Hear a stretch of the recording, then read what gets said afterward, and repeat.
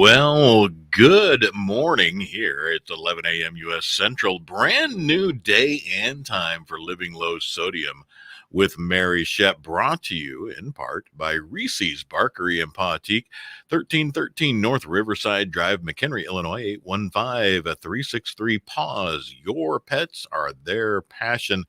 ReesesBarkery.com. And today we're here again with Mary Schepp. Brand new day, Saturday, 11 a.m. And of course, as Gary in Singapore, who's already tuned in, ready and waiting, he says, good midnight. From Singapore. It is. They are 13 hours ahead, and Gary's up and hanging out. There you go. It's good to be back, Mary. It is good to be back. A few weeks off, a little refresh, had a lot going on. Man, it's funny because I forget how much I miss the show, but then how much work goes into it. Yep.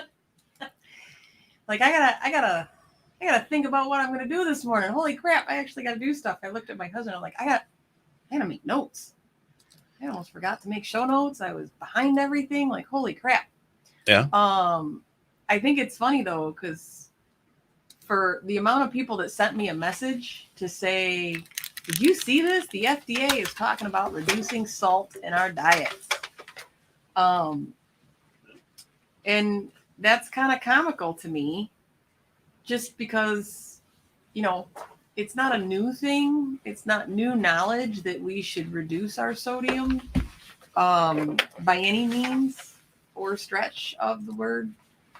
And it's the number one diet next to sugar.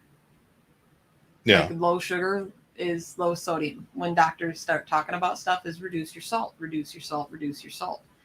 And it's also funny that when people talk about me and my diet and they say, she can't have salt, which is not true. I can have salt.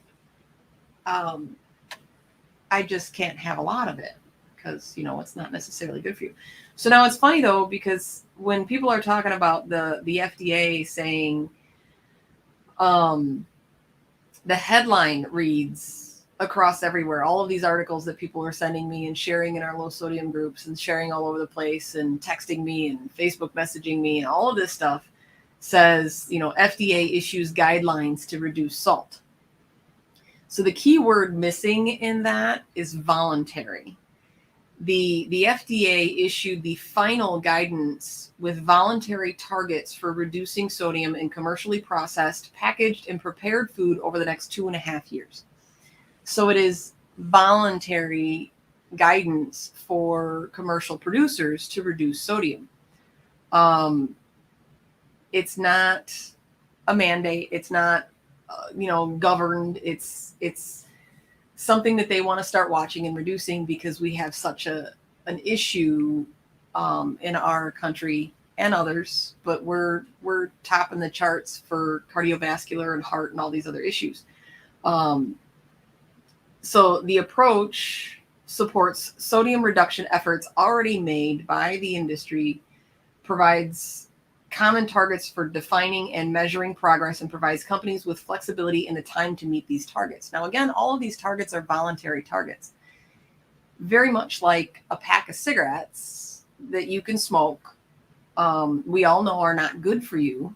Yeah. But there's a label on it that says these are bad for you. You shouldn't have them. The same with all of these sodium restrictions and so on and so forth. It's that they're just going to put it on the side of the thing.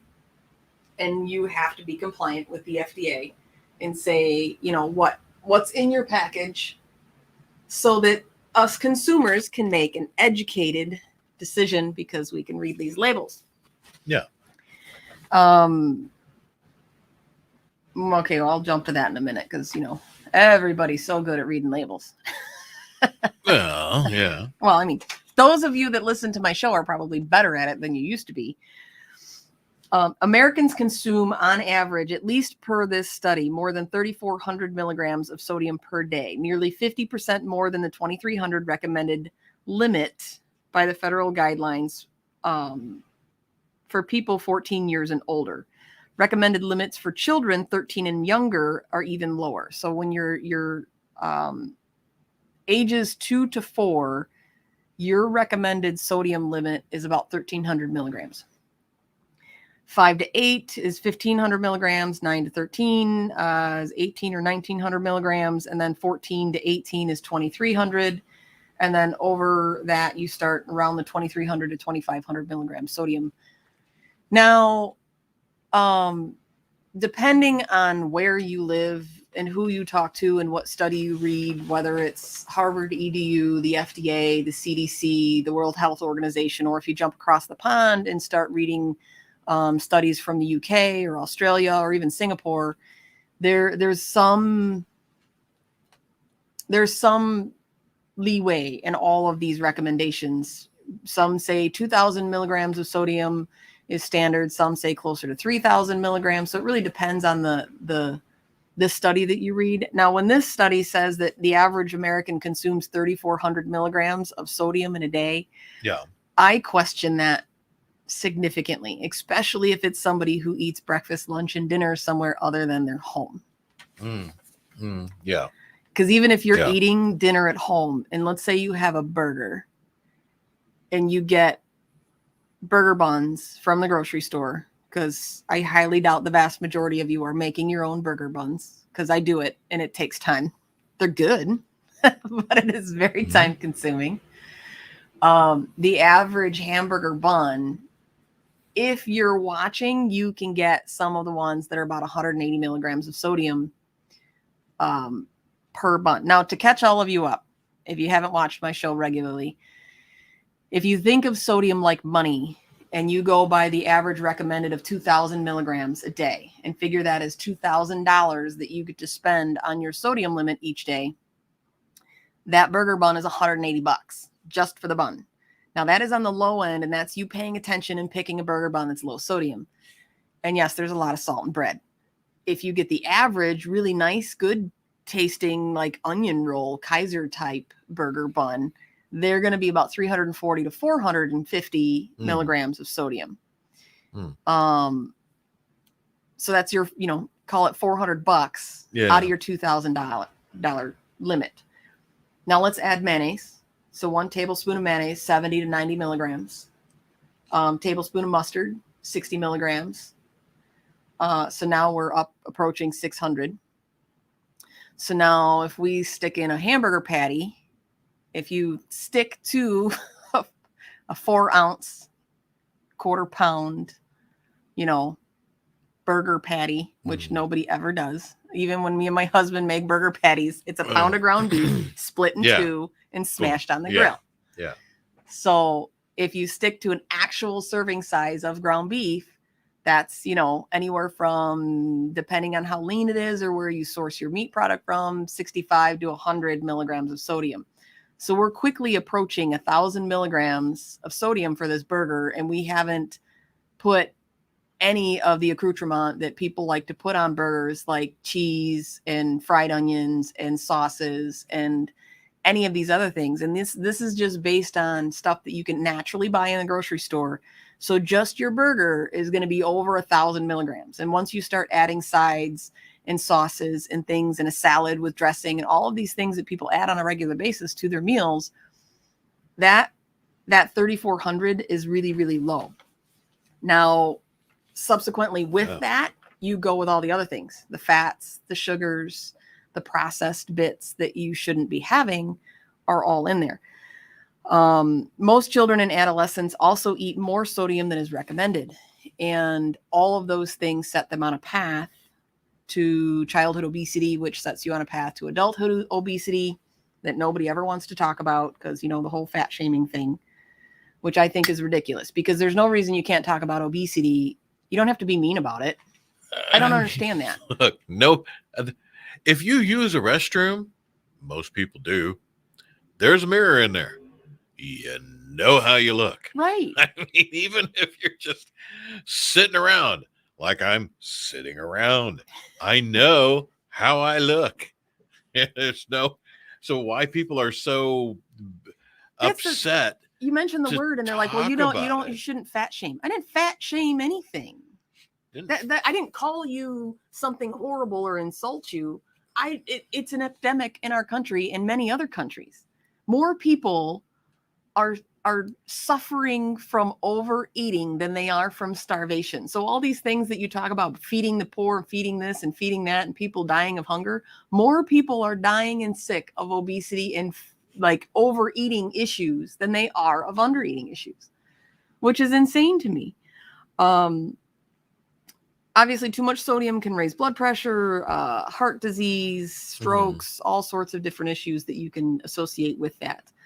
And when it comes to children, the problem with high sodium, high fat, high anything processed foods is without that lack of balance from a very early age, your body down to a cellular structure doesn't have balance. So all of the things that you need as a child to create healthy bones, healthy heart, healthy kidney, livers, spleen, brain, organs, nervous system, cellular structure, everything is jacked up from day one. And we wonder why we have autism, and everybody wants someone to blame. I wish I would have brought it. I have a printout of I brought it up before, the ladder of accountability. Yeah. Very common in HR, very common in the business world. Because everybody, it shows where you stand on this ladder of accountability. And the vast majority of people want to blame other people. They want to blame a reason for why they are sick, why their kids are sick, why anybody else is sick. It's always somebody else's problem. Food people, they market to you, so it's not my fault that I ate an entire bag of Doritos because, it's their fault for making them so good and on the end cap and where I shouldn't have bought them but did buy them. Well, maybe not so much. Maybe it's not quite their fault that I ate, 3 servings of ice cream last night. That's probably all on me. Probably. No, it was peanut butter chocolate ice cream, so it was very good and absolutely worth it. It was a healthier option, like I always say. I ate cotton candy popcorn last night. Right. And as the girl who boasts all about health stuff, I legitimately, no joke, brought Pete cookies. Yeah, and they're freaking awesome. I already ate one. For breakfast. The denizens of Walmart. Yes. Right. Any retail establishment, if you want to look for something healthy that you're supposed to be eating, you better look up or down because it's not going to be in your eye level section. And it sure as hell is not going to be on an end cap unless it's trending. So if it's like gluten-free or if it's trending in health and people are, looking at it, then it might be, but that'll be short-lived. So with the FDA having this guidance to reduce sodium. So I'm reading through this article, and one of the FAQ questions was, so if they reduce the sodium in our food, does that mean our food's going to taste bad? No. And the first thing that I thought of was Taco Bell. Because you would never in a million years think that the first thing that I would think of is Taco Bell when we're talking about healthy, low sodium. But right. But over a decade ago, Taco Bell and a few other establishments that are very large said, we're going to reduce the amount of sodium in our food and make it healthier. And they have been over the years reducing so that for the people like me that are low sodium, we actually have options at Taco Bell to eat that are lower sodium. So in a pinch, if I needed to squeak through and get something, I could. Now, granted, there's some seriously high sodium options, but it's interesting to me that when people say, it's going to taste bad, you automatically assume this negative that, everybody's going to take away your Cheetos and cheese puffs and chicken nuggets and things that taste good, when that's not even remotely the case. I wish I could cook for a mass quantity of people and show them that if it wasn't for the fact that you can't eat beef, I would have brought you the Italian beefs I made the other night. But I thought that would just be mean to bring nice, tasty Italian beefs and not let you be able to have any. Yeah, no, that would. So I'm glad you had it. And I'm happy for you, instead. But I'm thrilled with the cookies. The cookies are freaking awesome. I've already, like I said, eaten one, and it's really, really good. So the other question was, can't people just read the labels? That's like a big fat duh. Like we've talked about that before, is why can't people just read a label? Like how hard is that? You know, why do you got to interfere with stuff? Why you got to make us reduce our sodium? Why you got to do this? Why you got to do that? We got to do it because left to our own devices, we eat like garbage. We don't exercise. We don't do anything. So if we're left to our own device, how many people do you think actually pay attention to the labels that are on products? Because most of the time when something says low sodium, you purposefully don't pick it. Because I know I did for years, is I'd walk down a grocery aisle and anything that said low sodium, it wasn't something that I wanted. So the uproar from all these people saying that the FDA is issuing guidelines to reduce salt, they're going, you're going to make my food taste bad and it's going to piss me off. And I don't know. I fed a lot of people and it seems that everybody seems to like my food. So maybe everybody's just lying to me. No, I'd tell you if I didn't like something. How's your vegetables going now that you're eating more as your... I mean, I'm eating them. Okay. And so I will happily eat peas and carrots now. I like the peas and carrots. Because they're orange? Well, the peas aren't, but the carrots are orange. The carrots are orange, but the peas, no, I actually like them. I'm still not a fan. I mean, I will eat it. The broccoli and the cauliflower, the snap peas are kind of okay. And then corn, but I've been told corn's not a vegetable. So really, it's a grain. I mean, it is. It is a grain. So I mean, that's, so is what I've been told. True. So but it's still good for you. It doesn't really count as a vegetable. That's 6 of one, half dozen of the other. My wife offered to make Brussels sprouts, and I shot that down in a heartbeat. I said, if you wrap it in bacon, sure.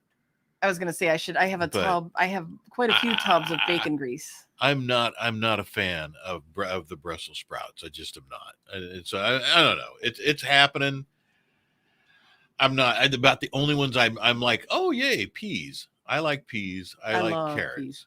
So I like peas. I like carrots. That's about it. So it's funny. He says they can read, but comprehension is a whole different story. So I wanted to search up and get an infographic to bring in because I like my little notes that I bring Pete every day, and I like pictures. So I wanted to bring one in that showed the recommended daily limits for nutrition. Because everybody knows to look at a label, but do you actually know what you're supposed to consume? Like, did you have any clue what you were supposed to actually be consuming once they told you had to go low carb? Before that, were you paying attention? Did you know that you had to actually say, like, I needed X amount of carbs or fats or sugars or calories? You didn't pay attention to any of that crap.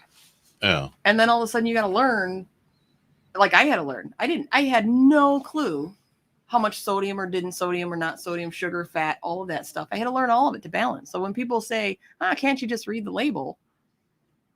What's that going to do you if you don't know what you're looking at? Yeah, I guess. You know? So Rachel says she loves labels. Well, see, she might cheat.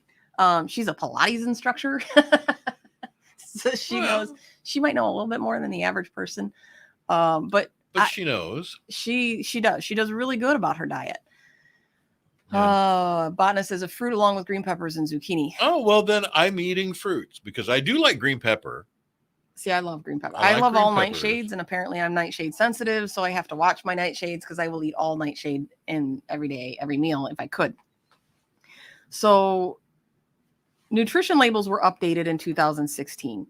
Manufacturers with $10 million or more in annual sales were required to update their labels as of January 2020. Manufacturers with less than 10 million were required to update their labels as of January 2021. So the thing that I liked about the labels that were updated was potassium, because potassium is one of the number one things that people have to watch, and they didn't know it. So yes, you should watch your fat, you should watch your sugars and your calories, and you should have a calorie deficit. You know, you should walk and move more than you eat. That being said, potassium interacts with everything. So if you're on any medication for just about anything, potassium is probably going to interact with it. So if you eat too many bananas, I mean, all food, meat, beef, chicken, all of it, almost everything has, just like sodium, most things have potassium in them. And most people that eat real food get enough potassium. So if you're on blood pressure medication, heart medication, blood thinners, water pills, especially if it's potassium sparing water pills, which is what I was on for my liver, all of those things, if you asked your pharmacist or your doctor, they're going to tell you need to watch your potassium. Because it will interact with your drugs, which either means they will not work or it's going to hurt you, like significantly, seriously hurt you. Too much potassium, too much sodium, too much of those things can all actually, same with caffeine, too much caffeine can kill you. All of those things. So if you're not paying attention, that's why I think it's important, especially when you look at something that says potassium, they now have to list if it's a potassium substitute. Same with salt. Because when you see things that say they don't have salt in them or they're low sodium, everything has salt in it. There are very few things in this world. One of my cashiers last night, bored out of her skull, is reading a bottle of water. As I'm walking by, she goes, "Did you know there's salt in bottled water?" I said, as a matter of fact, I did. I'm really shocked that you just brought that up to me, but holy crap, they're wholeheartedly. They add trace amounts of minerals to water to make it flavorful so that you will want their product over someone else's. Would you just have a light traffic night for her to be reading water labels? Last night there was probably maybe 15 customers passed for like the last 2 hours of the evening. Wow. Yeah.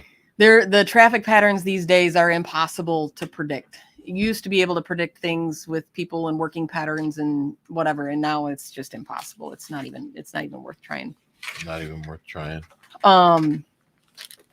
So people don't read labels. Oh, nice. Yeah. So they don't. They think they do. I mean, people think they do read labels. When I talk to people and they say, "Oh, I don't use salt. I don't use this. I don't use that. I don't whatever." And I read my labels, and chances are when you read your labels, you're looking at calories or fat. And you're not necessarily reading the back of the label, you know, the part of the label that actually says the nutritional specs of everything. Yeah. You're reading the front of the label that says heart healthy. And if you look up and go on to the FDA's website, you can actually see what is constituted as heart healthy. So like soups, a can of soup, and Pete and I have talked this one to death because it's the dumbest thing on the face of the planet that a can of soup is anything less than a single serving. Yeah. Yes, I know there's plenty of people who eat half a can of soup and a half sandwich. Please don't send me 9,000 messages. But a can of soup to be labeled heart healthy has to have less than 430 milligrams of sodium per serving. So if you eat the entire can of soup, you're over 800 milligrams. So in your $2,000 day, you just blew $800 on a can of soup. I'm sorry, I would spend $800 on a whole lot better things to eat than a can of soup, unless it's my soup, because I make really good soup. That being said, it's the same across the board on everything. And it's funny because, you know, speaking of soup specifically, and I've said this a million times, low sodium soups, because a lot of times to make them low sodium, they use potassium chloride as an additive instead of salt to bring flavor. And some people are sensitive to that. So it leaves a metallic taste in your mouth. Yeah. Which is gross. I'm one of those people, so I can't have that. But they taste bad. And I've questioned this a million times. How come my soup that I make, low sodium, tastes fabulous? It tastes very good because I've had it. Right. And then the soup in the store that's low sodium, this is why people are freaking out about the FDA saying they're telling people to reduce sodium. And the bigger problem with that is when they tell commercial producers to reduce sodium, they're going to use potassium chloride to substitute for salt, which means it will interact with anybody that's on heart medication. which leads me to my next topic. The 3 most common preventable diseases in the population of the United States. I wish I had like a live thing for people to actually guess here what those 3 things are. Because the number 1 preventable cause of death in the US is smoking. Which makes sense. Yeah. Now it is still 100% legal, very heavily taxed. Yeah. Very profitable. Yeah. And it is also extremely detrimental to our healthcare industry. And it is 100% preventable. Yeah. And now, for anybody that wants to send me a message about knocking people that are smokers, if I could smoke and not have it be bad for my health, I would. I smoked for 20 some years. My husband did. We both quit. We're not stupid. We know it's bad for our health. But if we could, I very much enjoyed it. I mean, granted, that was, an addiction. Then that's what nicotine does. And that's what sugar does and salt does and all those other things that people get addicted to and say they're not. They are. Yeah. And you are. So if you tell me that you're not addicted and you don't have an addictive personality, give up salt or sugar or carbs or anything. Pick something. Coffee, caffeine, anything for a week. 1 week. Just give it up and see how you start twitching. Yeah. Because when I couldn't have ice cream, when I was strict with my diet, believe me, I twitched a little bit. Yeah. Katrina Brossart. That's my sister. Oh, well, there you go. Well, why am I reading her name then? Yeah, Katrina Brossart. Brossart. So 1 cup of Rayos, is that how you say that? Probably, yeah. Italian wedding soup is 730 milligrams, I'm guessing, of sodium. Yeah. And I love Italian wedding soup. The little meatballs in it. I'm very, very much I love soup in general, all soups. And even when I make soup. So food has sodium. Yeah. So even if you make a vegetable stew or a vegetable stock, celery is naturally high in sodium. Usually when you start any kind of soup or a base for most sauces and broths and stocks, onions, celery, carrots, garlic are your main players in that game. They are all naturally higher in sodium.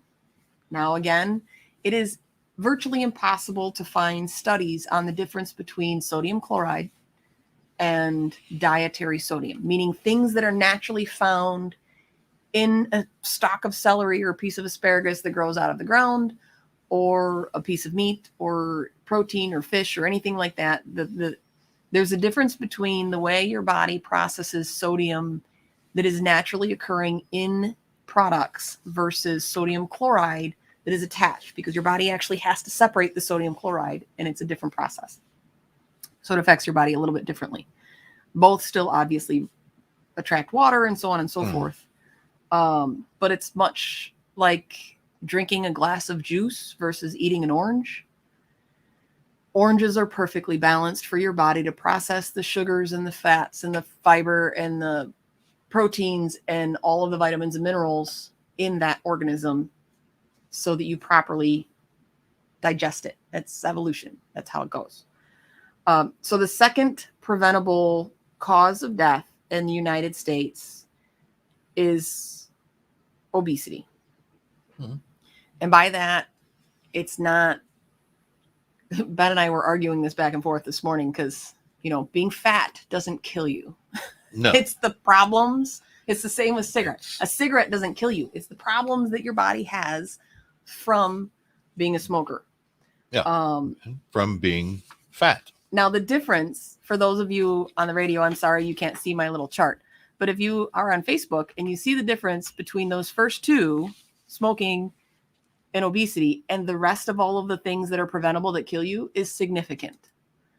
So when you look at over 400,000 people per year die from tobacco smoking. Yeah.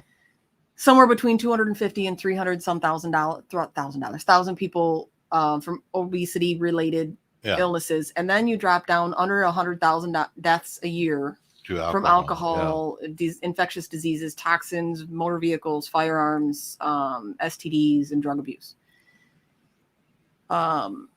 In Singapore, we levy very high excise duty on tobacco. Yeah. Well, Singapore in general is a healthier, cleaner society. It seems to be. I know a lot of things there are heavily regulated. We were actually talking about that this morning due to a comic we were watching called Archer. I've seen Archer. I've seen a lot of Archer. Because in this episode of Archer, they were in Singapore, and the one character who is in the US, she's considered extremely wealthy.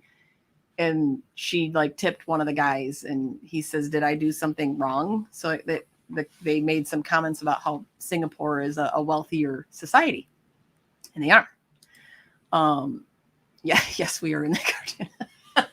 Yep, you are. Thank you, Captain Obvious. No, but it's just funny to me how accepting we are of certain things and how critical we are of others. We're very accepting of smoking and alcohol, and it's a choice. Yeah. It's a choice. You choose to smoke. You chose to get lung disease. You chose to die. And you pay for it. You pay a lot of money for that right to be a smoker. I paid a lot of money over the course of my lifetime that I could have easily paid for my house in full had I not been a smoker for 20 years. Yet when it comes to overweight and obesity, it's always somebody else's fault. And I think that's insane to me. I mean, I wish I would have known now when I was younger. And I know that we had talked about this before the show about the food pyramid and how we don't talk about health to our children. Yeah. Like it's not important. It's a side note. It seems to be an afterthought that fruits and vegetables are good for you. Because I don't remember, other than having a health class in grade school, I don't remember ever discussing whether there were benefits or not benefits to food or portion sizes or anything of that nature. It just was, everything about food was an afterthought. So... And I was surprised when you said that because... Right. And your generation isn't that far from mine. We're not 100 years different from each other. No. And in fact, you're probably still considered... You're like really young Gen X, and I'm really old Gen X. Right. But when I went through grade school, man, from kindergarten all the way up through 4th, 5th grade, there was stuff about food and healthy eating and portions and all that, like every dang day. Every day. I think that because when you were in grade school, and they started pushing the food pyramid so heavily, that might be why. Sadly, the food pyramid with, pushing milk down your throat was not necessarily the best option, because milk is probably not. But hey, we got milk and chocolate milk every day at lunch. So yeah, it's funny because our rate of smokers has also declined, but the rate of vapors has increased. I don't know how 6 they of one, half dozen of the others. So well, they don't get the tar. Well, you still get all the other chemicals. You still get the disgusting thing that you left in your pocket all afternoon, filled with God knows whatever petri dish is growing in your pocket in a nice, moist, humid environment inside your vape tool, and then you inhaled it into your lungs. So go right on ahead with those mold spores. 6 of one, half dozen of the other. Yeah. But that's my question. So what do you think the overall impact on a child's health as well as their family if we started teaching and genuinely putting an actual importance on health and food relationships from a very young age? Like not just salt or whatever. Like if you drilled into a kid, the same with like flossing your teeth. I think preschoolers should have it drilled in their skull that they need to floss their teeth. Because I might be biased because I've spent like $20,000 fixing my teeth and keeping them in my head. But it's not a bad idea. Our kids floss like crazy because my wife was very big on that. And it's, the only time I have ever been to a dentist is really to get teeth pulled. Right. and Get a cavity. get a Do cavity filled something when I to was keep little. your tooth in your mouth or Yeah. pull a tooth out is the Pull a reasons tooth I've out. been. Yeah. So now that I actually go for preventative. But that's the thing. Like when you talk about health and food, and even we had the 100 Years of Food Science show, because we've only been researching the impact of food on our health for the last 100 years. Yeah. So if you asked your kids, regardless of their age, and I know you can't ask a 1-year-old this question, but if you asked your kids, what's a healthy food choice, would they have an answer? Not no, how much is this or how much is that or what's this or calories or fat or sugars or whatever. Just if you asked your child, under a teenager, what is a healthy food snack or healthy choice? See, the vast majority of people, I don't think their kids would come up with an appropriate answer. Our kids would have, they're adults now, Right. but they would have, because my wife was very big on the fruits and vegetables. I do have friends like that are very good about telling their kids to make healthy choices. So, but I mean. But then I also have a large portion of my friends who give their kids Starbucks at the age of 5, which. Hey, gotta have that half calf latte frappo. Pink drink is what whatever. They want, something that is shiny and bright and colorful and horribly, horribly bad for them. And we cater to that. Is that like lemonade, the pink drink? No, it's 16,000 pounds of sugar with something in it to make it dyed pink. And I'm pretty sure there's caffeine in it. It's a bunch of crap in a cup, and it's pink, and it's got 19 million thousand bazillion grams of sugar, and it's like 4 days worth of sugar and caffeine in a cup. Wow. And it's pink. Okay. I'm sure it tastes amazing. But probably does. I've never tried it. I don't like Starbucks, actually. Right. But we would not turn down money if Starbucks. No, I would not. Because you know what? I actually do drink Starbucks. You want to know my drink of choice at Starbucks? Yeah, sure. Is a plain latte with an extra shot. So it's a shit ton of caffeine in a cup. So it's essentially espresso, 4 shots of espresso with real cream on top. Whole milk every time I add. Do you want no, I don't want non-fat. I don't want anything that's already processed any more than it could. If you could get cow's milk from a farm and dump it in my cup, I would take that. But you can't. So I'll take whole milk in a cup with 4 shots of espresso. And that's what I drink.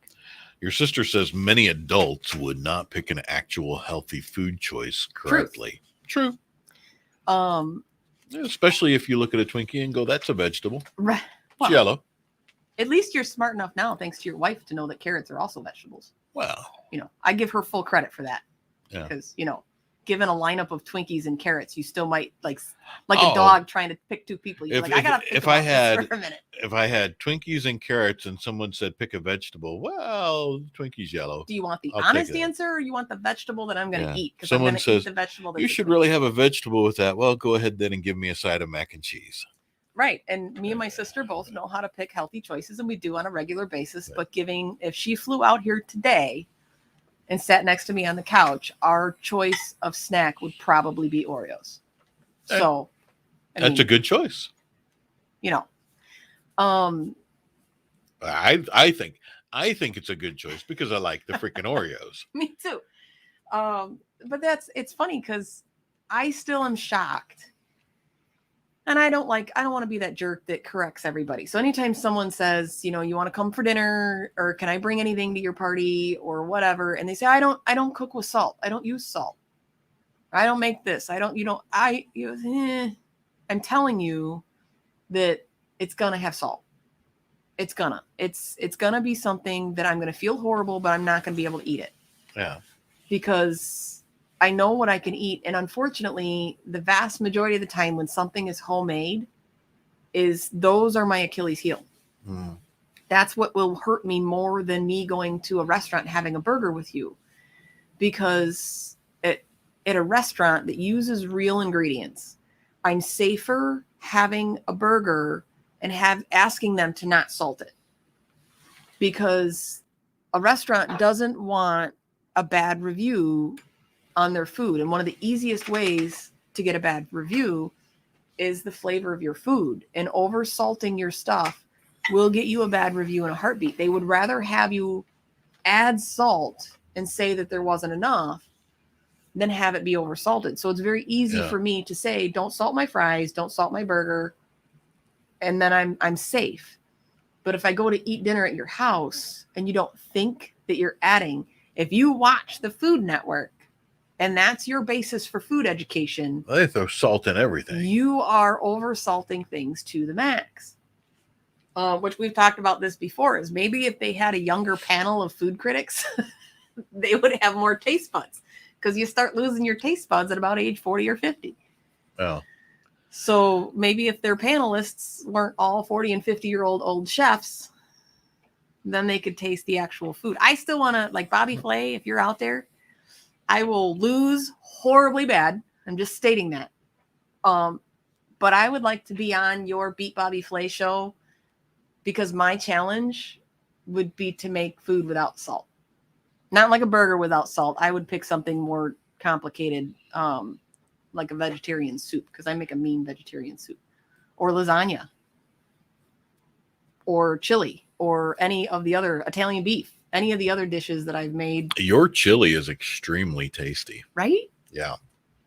And it took me, I'm not going to lie, it took me time to replicate how I used to make it, because I used to use a can of chili beans. And I mean, when I make chili for people that eat salt, I still tend to use a can of that, because it does bring a flavor from the sodium, but it is lower. So it's still low enough that I can enjoy my chili. But when I make my chili, I have found a way to replicate that flavor with spices. Because at some point, somebody had to have a recipe good enough to say, let's upscale this and make a mass quantity of it and put it in cans. So they just found, when they thicken things up with soup and canned goods and stuff like that, they'll use guar gum instead of a roux, which is flour. Yeah.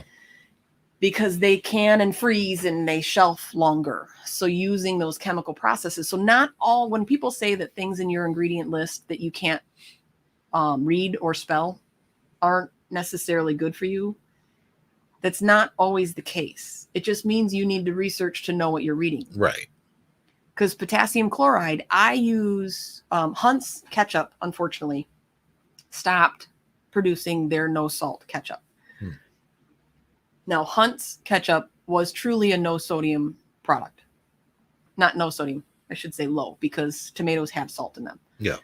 But it was truly no salt added, no potassium chloride added, no salt substitutes. It was just tomatoes and flavorings.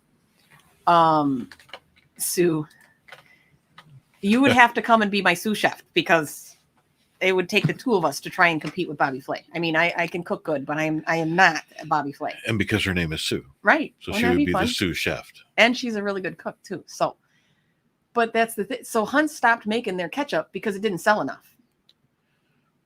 So Heinz still makes a no salt ketchup option, but it uses potassium chloride. Now we got somebody who is actually watching the show, but texted me. Sure. Saying, they use a salt substitute. Yeah, that's potassium chloride. Which is basically the same thing. So salt, right? So sodium and potassium are both metallic minerals. Potassium chloride, years ago when they were trying to find substitutes for salt for this specific reason, for heart health and all this other stuff, because cardiovascular diseases, most of them stem from overweight and obesity. So once you start having all of these issues, they start telling you to go low sodium along with a healthy diet and exercise and all this other stuff. People still want salt. People don't want to actually do the work. The same with sugar. They don't want to give up the sugars, so they come up with sugar substitutes. One evil is usually just replacing another. So you're not actually fixing the core problem. And a salt substitute almost always is potassium chloride. Sometimes it's calcium chloride. But much like the whole cilantro issue, where people are genetically made to either like or hate cilantro. I'm one of those people. Cilantro tastes like soap to me. Same concept with potassium chloride. Half the people who eat potassium chloride laden foods can taste it because it's much like licking a battery. You get that metallic taste in your mouth, which is off-putting. So if you're like Heinz, I use it because I'm not on any medication. So I can have that because I can have the extra potassium and be okay with it. And potassium actually does help you eliminate sodium, which is why you need a certain balance of all of these things when you eat, because one helps the other and you need all of them to survive. They are all considered electrolytes, which your body needs to consume. But if you're on medication and your body is saving all of this potassium because you're taking water pills to get rid of all of the water, then your body is storing too much potassium. So now you eat ketchup with potassium chloride in it because it's a salt substitute and you're refusing to give up salt. Then you have a problem and it interacts with your medication and gives you heart palpitations and causes problems. So yes, salt substitutes are something that you can have. You just have to pay attention very closely to what you're eating. Yeah. But again, same with sugar substitutes. You're getting rid of one thing and using another and substituting another one without actually solving the core cause of your problem. Yeah. So the best thing is to just cut sugars completely or as much as you can tolerate it. Or stick to that like me. Or use natural sugars. So yes, I made cookies. They're amazing. They're really good. I'm very, very proud of my oatmeal cookie recipe. Those are good. I mean, they are good. Brown sugar in it. Yeah. No salt. It does have baking powder. So, of course, baking powder is sodium by name, literally in the name. So there is sodium in them, but instead of 300 or 400 milligrams of sodium per cookie, it's about 50 or 60 milligrams of cookies or sodium per cookie, which is doable. But then again, you're not supposed to eat that for lunch. No. That's a treat. Yeah. So when people tell me like, oh, well, that's not healthy, I'm still going to have cookies if I want to be successful in my diet. So that means I'm going to pick the better option. The better option is an oatmeal cookie made with real oats and unsweetened, unadulterated cranberry or craisins, which essentially is just a dehydrated cranberry. Yeah. You got to pay attention because when you get craisins or raisins, they are coated in sugar. Yeah, you got to get the ones that are not. Right. So you need to actually pay attention and look and read the ingredients to see. And that's the other part of the new labels is they have total sugars and total added sugars. So if you pick something up like a bag of craisins and the ingredients say cranberries, and a lot of times it'll say like citric acid just helps preserve color and flavor. If it says, 26 milligrams, which is high, 26 grams, I should say. I'm always used to talking milligrams because of sodium. Sugars are in grams, which is kind of high in about half your day, but there's no added sugars. When it's 30 or 40 or 50, it's because they added sugar on top of that. So just because something has sugar doesn't necessarily mean it's bad. If you can stick to natural sugars, fruits and vegetables and beets and things like that bring a lot of sweetness to stuff. Of course, you're still always better off eating it whole than you are juiced. Yeah. But again, pick your battles. Because my husband and I, like, instead of drinking soda, we do like real cranberry juice, which is expensive. It's not a cocktail. With soda water. Yeah, it's not cheap. Real cranberry juice, real cherry juice. But it also goes a lot longer because it's concentrated and it's really potent. That's true, because you can mix it, like you said, either soda. Like I usually just cut it with just water. Right.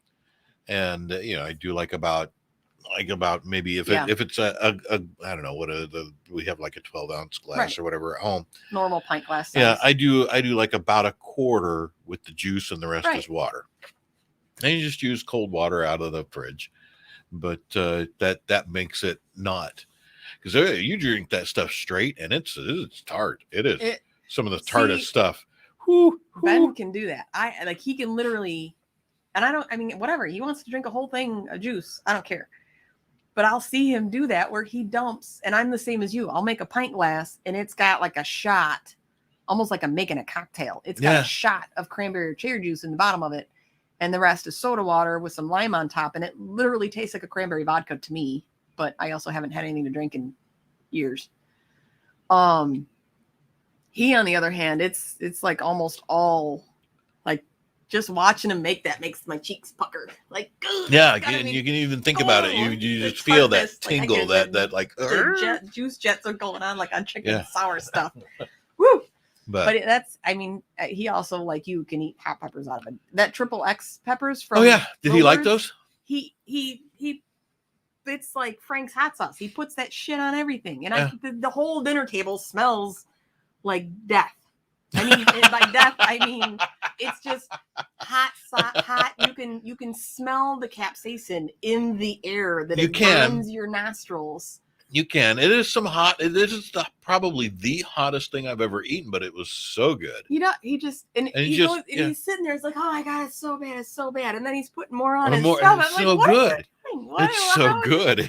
It's like I'm literally dying sitting across the table from you watching you eat this triple X cowboy candy, and he just It too much. It hurt. It actually is probably one of the only things I can ever remember actually hurting. So you know what happened the first time you ate it, right? It put him out for 20 minutes. Did it? Yeah. Well, the first time. So for those of you that don't know, Lil Bird has been on here. You can go to Lil Bird Kitchens. I've put it on my stuff. Yep. Facebook. He's got a page. He sells the pickled mustards and pickled Brussels sprouts, and it's cowboy candy. So like if you think of bread and butter pickles, but seriously hot peppers, that's what it is. So if you're a hot pepper person, go to Lil Bird Kitchens. So when I got some from you guys when he was on the show, and brought some home, he hadn't eaten anything. The only thing he had all day was coffee. So now here it is after lunchtime, and he's like, "Well, of course I, cracks this thing open. He's got to try it." Sticks one little pepper in his mouth. That's hot. It's good. Yeah.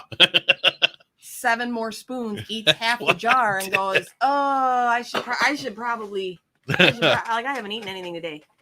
So within 10 minutes, and he's like, "Can that really, can it hurt you? Can it? Oh, yes.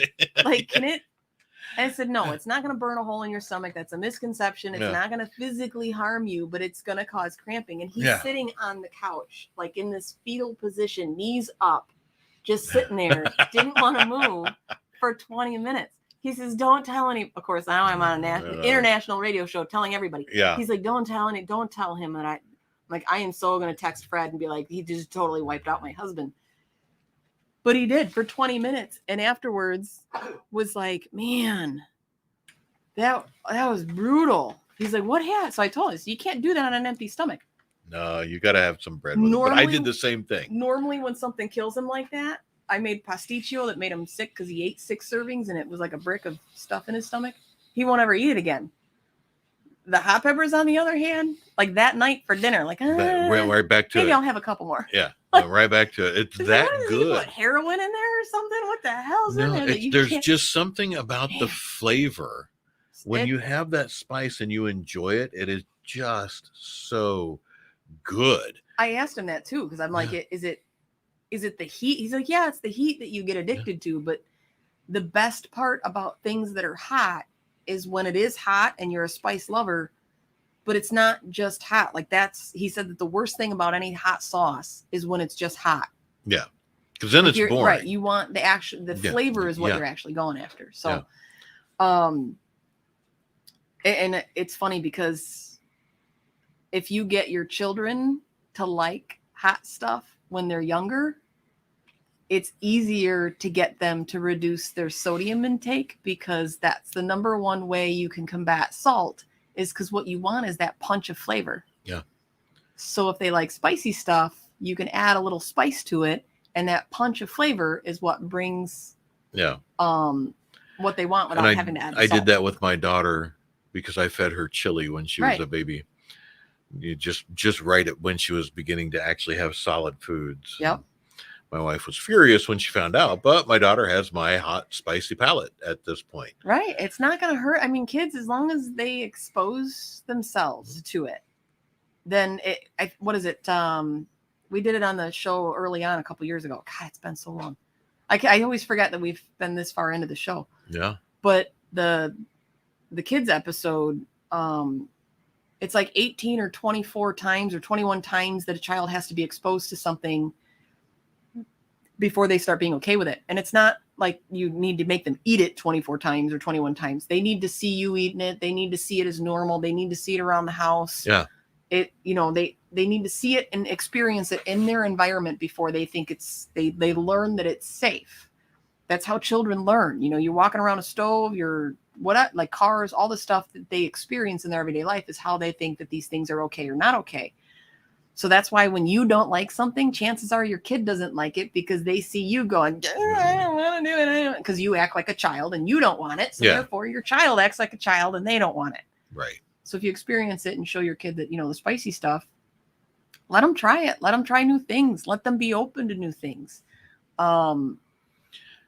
Because I think garnering an actual importance on food and a healthy food relationship at a young age, I can't even comprehend the amount of money that would save us as a society.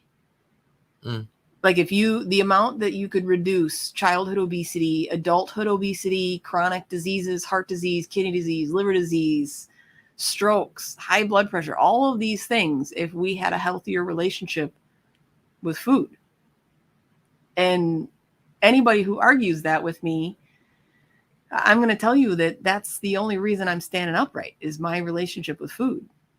Like someone was shocked. They found out I had transverse myelitis, which isn't a secret. For those of you that don't know me or know my show, I have a lesion on my spine between my shoulder blades called transverse myelitis. It's very similar to MS. And I also have advanced cirrhosis of the liver, which is now much, much better. It's not quite as advanced, but still 95% of my liver is big, giant scar tissue and is cirrhotic. So I'm on 0 medications and it's all for food. That's it. I that's my trick is I eat real food. Yeah. I still eat ice cream. I still eat cookies. Yep. Still drink my coffee. And it's just funny to me that the things that are good for you aren't as publicized and as out there because they're not profitable. True. So now I don't have a whole ton of time. No, we got about 3 minutes. There's a new documentary about Selma Blair. She's an actress. She has MS, which is a version, like I just said, it's very similar to my transverse myelitis. It creates, your immune system eats a bunch of holes in the myelin around your spinal cord in your brain and causes lesions on your spine and your brain, and it's a deteriorating disease. She also had a battle with cancer. Any of you that is a Family Guy episode lover will know when Pete had a stroke and he goes and gets stem cell therapy and goes, why aren't we funding this? So we see an advertisement for this commercial, for this documentary, and she's deteriorating and she had stem cell therapy. And my husband looks at the show and he looks at me. He's like, so how do you get that? I don't. That's why I'm not a rich actress. So stem cell therapy is, I can't just call my doctor up and say, can we try some stem cell therapy to fix the hole in my spine? We just can't. And it's extreme. It's phenomenally expensive, and the how they get it, people don't want to talk about. And well, the other reason why it's not popular is because it's extremely expensive to fund the research. Yeah. And curing people is not profitable. Not profitable. The same with the food industries. Teaching people to eat healthier and better is not profitable. Making things shiny and bigger packages and on and end caps so you eat more potato chips and Twinkies and Ho-Hos and fatty foods and all of these different things is very profitable. The GDP is very good at picking what you're going to buy and making you buy it. Yeah. So I guess one listener at a time, I'm going to tell you that as somebody who was diagnosed in 2015 with cirrhosis, I am on 0 medications. And even with a hole in my spine, I still choose food, anti-inflammatory, low sodium, healthy diet, and acupuncture to keep my nerve damage and pain at bay. Well, you got 1 minute. How do they find you? You can find me on mylosolifestyle.com, and you can also find us on YouTube. Please subscribe to 216thenet.com YouTube page, and you can also download the app live to stream anywhere around the world to listen to the radio station and all of our wonderful programming and shows all of the time, anytime you want. I believe mine airs like 3 times a week. It does. And then also Facebook, so you can watch us live. Our new time every Saturday going forward, 11 a.m. U.S. Central. Yep. Yeah. We'll be back next week.